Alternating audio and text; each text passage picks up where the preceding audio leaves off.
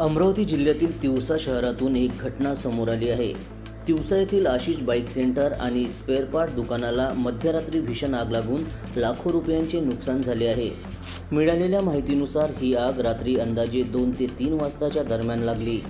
सुरुवातीला लागलेली आग काही वेळातच भडकली आणि संपूर्ण दुकानाने आगीचे रौद्र रूप धारण केले।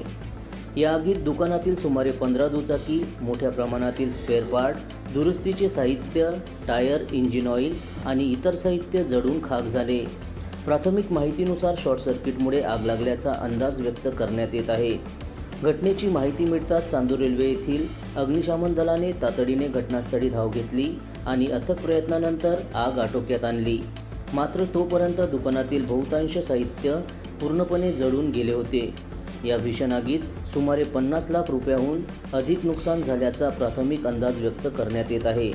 सुदैवाने कोणतीही जीवितहानी झाली नसली तरी दुकान मालकाचे मोठे आर्थिक नुकसान झाले आहे।